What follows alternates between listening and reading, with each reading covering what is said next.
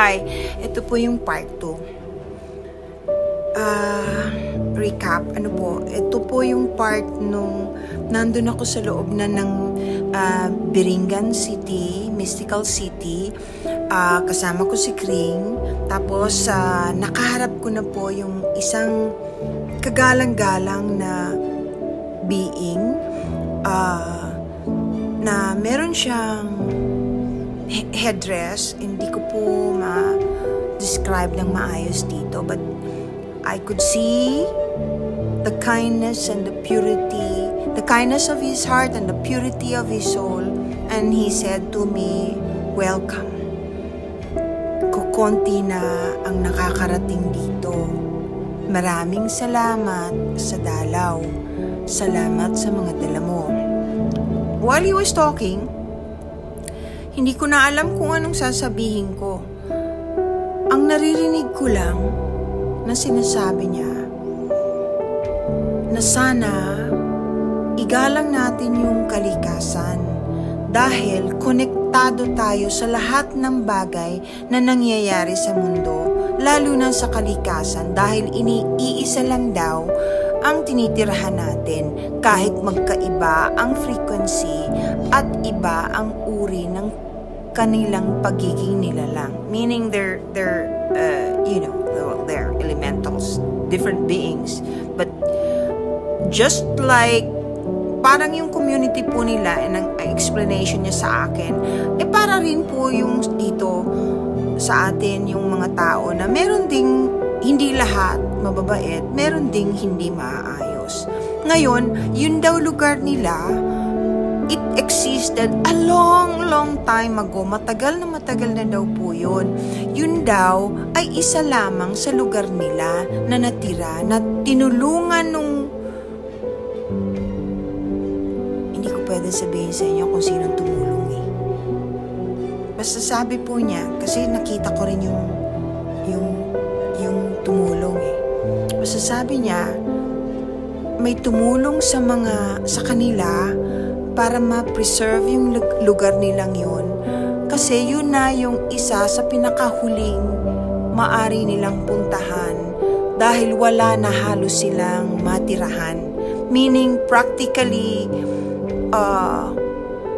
all the forest in the world, not just here, are gone.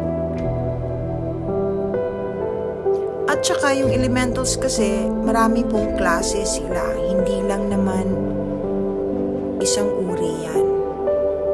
Tapos sabi niya sa akin, ito ang paraan para makatulong ka sa amin. Kailangan sabihin mo sa kanila na huwag magpumilit at magtangkang pumunta rito dahil maraming bagay silang nasisira sa kapaligiran. Hindi lahat ay maaring tanggapin. Hindi katulad noon. Kasi noon daw po, bukas yan eh. Bukas, it was open. But there are only a chosen few who are allowed to go. But there were quite a lot. Kasi maraming manggagamot. Marami daw manggagamot noon na nagpupunta doon na tinuturuan. Lalo na yung kayang mag-adjust ng frequency. Meaning, gifted probably, na tinuturuan nila ng iba't ibang uring panggagamot para makatulong sa mga ordinaryong nilalang. Kahit anya itanong mo sa mga ninuno ng iba hanggang ngayon, marami pang buhay na mga apo-apo ng mga matatandang dating nakapunta doon, mga taong tinuruan nila. Ayan, so totoo po talaga pala. Kaya kung yung gusto talagang mag-research, meron pa rin daw pong mga buhay. Maaari po kayong sumagot dito kung meron kayong alam. Anyway, hindi po ito... Habang nag-uusap po kami,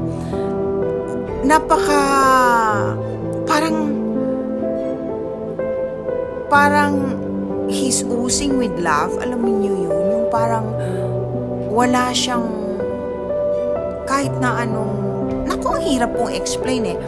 Anyway, sabi niya, hindi ka maaring, sabi niya, hindi ka maaring magtagal sa ngayon, Pero maaari kang bumalik kung gusto mo. Marami tayong dapat pag-usapan. Paghandaan nyo lang ngayong papasok na buwan, I think itong December, dahil maraming magaganap na hindi maganda para sa lahat. Hindi lang naman sa inyo dito sa Pilipinas, kundi sa buong mundo. Katulad ng sunod-sunod na pagputok ng mga volcanoes. Sinabi niya sa akin yon. May mga bagay siyang sinabi sa akin na unfortunately walang pahintulot na ipaalam sa inyo. Siguro sa mga susunod na daw, kasi hindi lahat ay handang tanggapin ng mga tao. Kaya ito po yon. Sinishare ko lang po sa inyo yung mga nakita ko tsaka yung pinasasabi niya. Bago ko nakaalis, I was blessed. They were blessing me. He blessed me. In fact, hinawakan niya ako dito. Pagkatapos, parang he floated away.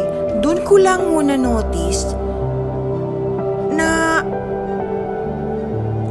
nung pumunta pala ako sa kanya, palapit ako sa kanya, wala na pala akong inaapakan. Technically, nakalutang din yung mga paa ko. Nakalutang ako literally, parang ganun. Kasi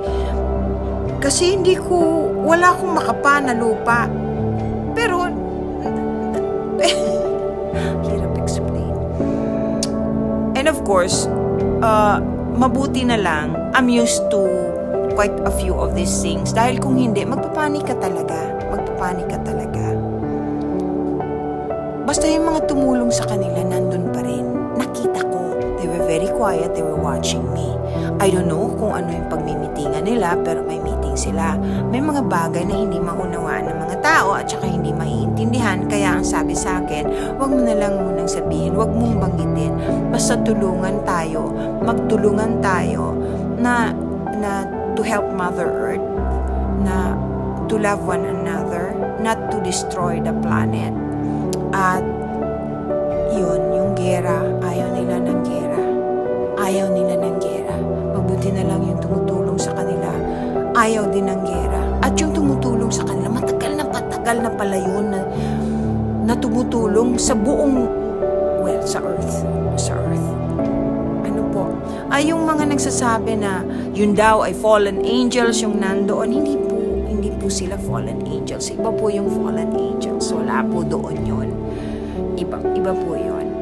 Ito po ay different kinds of elementals and others. Yung others, hindi po fallen angels. Basta yung mga tumutulong sa kanila are very powerful beings who's been helping, in fact, not only them, but the whole planet Earth. Ang kagandahan doon, they can be there and they can be seen. And the elementals, yung mga elementals po kasi naintindihan sila at marunong magpasalamat sa tulong nila. Hindi katulad natin mga tao. Ay, naku. Maraming salamat po. Ano po? Short lang naman. Pagka meron pa po kayong mga tanong, pwede naman po kayong mag-message sa akin. Titingnan ko kasi I'll try to do